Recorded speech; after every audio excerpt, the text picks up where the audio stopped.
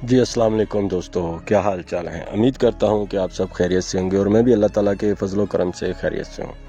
तो दोस्तों आज बात करते हैं स्वीडन के जो बाकी हिस्सा है उसकी, कि जैसे मैंने पिछले एपिसोड में आपको बताया कि भाई मेरे आप लोग जो भी हैं अपने डॉक्यूमेंटेशन के लिए यानी कि कोशिश किया करें।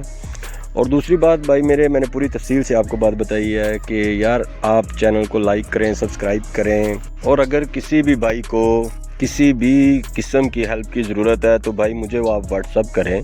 और बराए मेहरबानी आप ये जो डंकी का पूछते हैं तो भाई मैं डंकी का काम नहीं करता, मैं डंकी वालों से आपको बचाता हूँ और आपको मना करता हूँ। बाकी हर इंसान की अपनी मर्ज़ी होती है, तो इसलिए भाई मैं आपको स्वीडन की जो बाकी स्टोरी है वो इसलिए बता रहा हूँ कि आप लोगों को पता हो जो गलतियाँ मैंने की हैं, जो गलतियाँ मुझसे करवाई गई हैं, या जो गलतियाँ इंसान कर बैठता है तो वो आप लोग ना करें।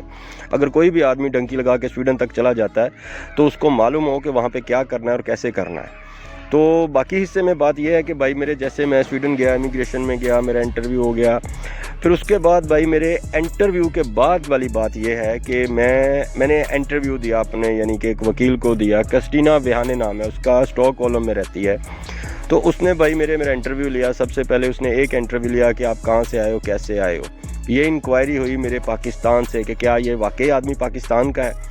वो स्वीडन का कुछ तरीकाकार ऐसा है कि वो पाकिस्तान में यानी कि एक ना इंक्वायरी भेज देता है। इंक्वायरी ऐसे भेज देता है कि वो पाकिस्तान कौंसलेट को भेजेगा, जैसे कि इस्लामाबाद है, अपनी एम्बेसी को भेजेगा। फिर वो अपने यानी कि यूनियन कौंसल जहाँ पे मैं रहता हूँ वो उस यूनियन कौंसल में पता करेंगे।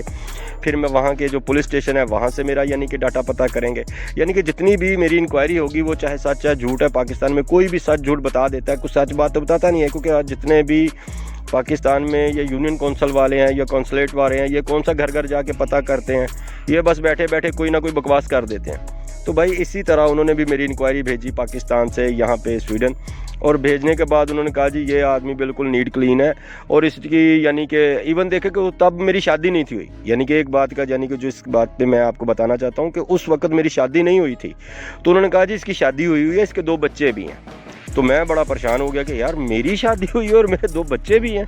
तो बात कहने की ये है कि ये जो पाकिस्तान में इंक्वायरी सच में गई, ये गारंटी है, ये इंक्वायरी ज़रूर गई है। कुछ चीज़ें उन्होंने मुझे ये बताई कि आपकी कॉलोनी कहाँ पे है, आपका शहर कौन सा है, या आपका मोहल्ला कैसा है, या जो भी इर्द गिर्द की जो ख़ास चीज़ें थी उन्होंने मुझे बताई, ये सच थी।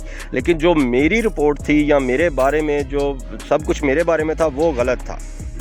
फिर उसके बाद मैंने ना यानी कि उन्होंने मुझे कहा कि आप जाओ। फिर मेरा 1 महीने बाद फिर इंटरव्यू हुआ। फिर वही बातें दोहराते रहे कि आप पाकिस्तान से क्यों आए, किस लिए आए, क्या आपको प्रॉब्लम है, क्या वजह है। फिर ऐसे करते करते आप यकीन करो मुझे उन्होंने तकरीबन 1 साल लगा दिया। 1 साल तक हर 3 महीने बाद, हर 6 महीने बाद या 2 महीने बाद मेरा इंटरव्यू आ जाता था। दोस्तों बताने की बात का असल मकसद ये है कि मैंने अपनी लाइफ के समझ लें कि 3 से 3.5 साल वहाँ पे स्पेंड किए, वहाँ पे ज़ाया किए मैंने। 3.5 साल मैं वहाँ पे बैठा रहा, वहाँ पे काम भी करता रहा। काम की टेंशन नहीं है, काम कहीं ना कहीं मिल जाता है, नॉर्मली काम मिल जाता है। पाकिस्तानी बहुत ज़्यादा है वहाँ पे। उसके अलावा अपने पंजाब इंडिया के बहुत सिख बरादरी, अपने सरदार भाई बहुत हैं वहाँ पे। यानी कि उसके अलावा इंडियन और भी काफ़ी रेस्टोरेंट है। बांग्लादेशी सबसे ज़्यादा बांग्लादेशी हैं इंडिया स्वीडन में। तो असल में उनकी होटलिंग का ज़्यादा काम है। उसके अलावा वहाँ पे और भी बहुत सारे काम है, जैसे कि ग्रास काटनी या घास वगैरह काटनी, अगर स्नो फॉलिंग हो रही है, बर्फबारी हो रही है तो उसकी सफाई के लिए भी काम है। ये नॉर्मल काम है, यानी कि उन लोगों के लिए बता रहा हूँ कि जिनके पास अभी डॉक्यूमेंटेशन नहीं होती।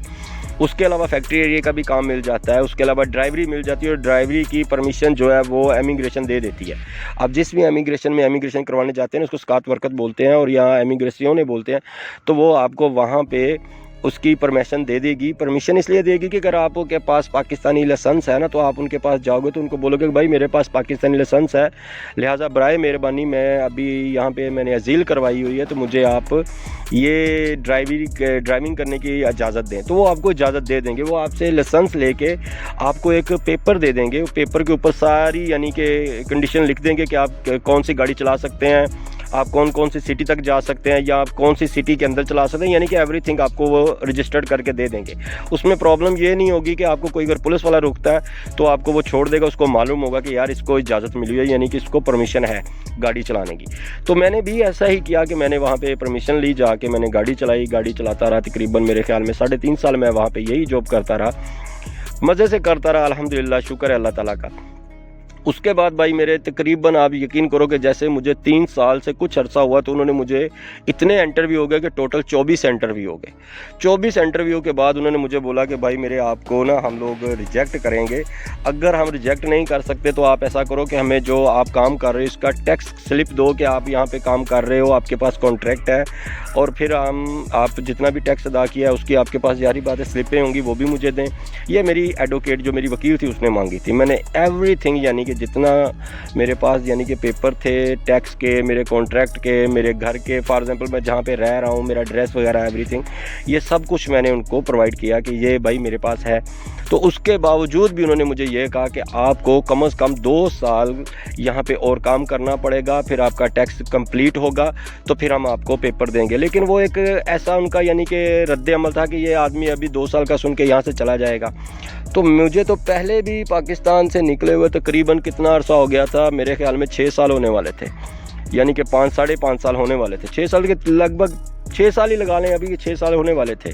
तो मैंने क्या सोचा कि यार अभी 6 साल या 2 साल और 8 साल फिर पाकिस्तान जाऊंगा, फिर बहुत मुश्किल ऐसे इंसान सोचता है। मैंने सबको यही बात बताने के लिए ये YouTube चैनल बनाया कि यार हम लोगों को सबसे ज़्यादा प्रॉब्लम क्यों होती है, किस वजह से होती है। खैर मैंने उनसे यही कहा जी ठीक है आप मुझे 2 साल के बाद भी पेपर देंगे, तो लेकिन मैं उनसे डरा नहीं, मैंने उनको यही कहा जी ठीक है मैं अभी काम कर रहा हूँ तो इंशाल्लाह ताला मैं अल्लाह के फजल करम से काम के जितना भी टैक्स अदा करूँगा वो आपको स्लिप देता रहूँगा, टेंशन नहीं है। तो ये बात कह के मैं वहाँ से निकल आया उनके ऑफिस से। लेकिन ये गारंटी है कि मुझे 2-3 दोस्तों ने बता दिया था कि ये अगर आप काम करोगे फिर उसके बाद ये प्रॉब्लम बनाएंगे कि आपका टैक्स कम है, आपका जो 6 महीने की आपको वहाँ पे एक कार्ड मिलता है LMA कार्ड, वो रिन्यू नहीं हो सकता, तो फिर आपको ये ज़्यादा से ज़्यादा करते करते आप लोगों को ये डिपोर्टिंग के चक्कर में आ जाएंगे। लेकिन मैंने उनकी जैसे भी बात सुनते वगैरह या करते उनसे मैंने यही यानी कि सबक लिया कि यार यहाँ से अभी मुझे जाना चाहिए। तो दोस्तों ये बात सन 2016 की है। सन 2016 का तकरीबन मेरे ख्याल में 6वां या 7वां महीना था, 7वां महीना था मेरे ख्याल में, ये तब की बात है। तो मैंने क्या किया कि वहाँ से पैसे अल्हम्दुलिल्लाह मैंने ठीक कमाए, यानी कि काम वगैरह करता रहा, बहुत अच्छे से करता रहा, कोई टेंशन नहीं हुई। पैसे यानी कि आदमी ठीक कमा लेता, एक महीने का 2000 यूरो, 2400 यूरो, 2200 यूरो यानी कि ऐसे आदमी कमा सकता है। तो वैसे ही मैंने भी कमाया। तो जैसे वहाँ से मैंने सोचा कि अभी यहाँ पे रहना ज़रूरी नहीं है, मुझे पेपर जल्दी चाहिए या मुझे अभी डॉक्यूमेंटेशन की ज़रूरत है, तो इस कंट्री को छोड़ना पड़ेगा। अगर इस कंट्री को नहीं छोड़ा तो भाई मेरे ये हो सकता है मुझे पाकिस्तान डिपोर्ट कर दें, क्योंकि उनको इस बात का कन्फर्म था कि मैं पाकिस्तानी हूँ, मेरा ID कार्ड उनके पास है, इंक्वायरी वो सबसे पहले कर चुके थे और 3 साल से ज़्यादा मुझे अरसा दराज भी हो गया था। तो अभी इतना तो मालूम पड़ गया था कि यूरोप में जल्दी पेपर कौन देता है और कौन सी कंट्री देती है। तो दोस्तों फिर वहाँ से मैंने कोशिश ये की कि तकरीबन जैसे सन 2016 के लास्ट महीने में 12वें महीने में मैंने दिसंबर में मैंने क्या किया कि दिसंबर में उधर से प्लान बनाया कि अभी मैं इटली जाऊंगा, यानी कि कम बैक टू इटली। ये इटली से ही मैं स्वीडन गया था, तो यही सोच के आया कि भाई मैं वहाँ से अभी मैं वापस इटली आऊँगा क्योंकि मुझे पेपरों की ज़रूरत है। तो इसलिए सर मैं दोस्तों वहाँ से वापस निकला दिसंबर को, 2016 के दिसंबर की तकरीबन मेरे ख्याल 21-22 नहीं 10-12 डेट थी जहाँ से मैं निकला वापस। जब वापस निकला तो वही तरीका था, सबसे पहले वहाँ से रात के टाइम निकला, तकरीबन बस पकड़ी और वो मुझे माल्मो में लेके आई। माल्मो सिटी जो डेनमार्क और कोपेनहेगन के साथ है, स्वीडन का पहला शहर है माल्मो। फिर माल्मो से फिर मैं डेनमार्क आया, डेनमार्क आके फिर वहाँ एक रात एक दोस्त के पास रुका और सुबह दूसरे दिन सुबह 7:30 बजे की मैंने ट्रेन पकड़ी और जो मुझे दिन को 2 बजे तक 12-1 या 1:30-2 बजे तक मुझे हैम्बर्ग जर्मन में ले आई। जर्मन से फिर मैं म्यूनशन, जर्मन का ही शहर है हैम्बर्ग और उसी का शहर है म्यूनशन आ गया। 16 घंटे बस का सफ़र करके मैं अगले दिन, जिस दिन मैं 12 बजे हैम्बर्ग पहुंचा, शाम को 4 बजे वहां से बस पड़ी, उसको फ्लेक्स बस बोलते हैं, वो पकड़ी और पकड़ के रातों रात सफ़र करके मॉर्निंग टाइम 6 बजे मैं म्यूनशन में पहुंच गया था। और जैसे म्यूनशन में आया तो वहाँ पे फिर मैंने म्यूनशन से फिर मैंने 6:30 बजे म्यूनशन आया और वहाँ से 8:30 बजे की ट्रेन पकड़ी जो मिलान इटली की थी। तो दोस्तों मैं वहाँ से फिर निकला सीधा मिलान इटली में पहुँचा।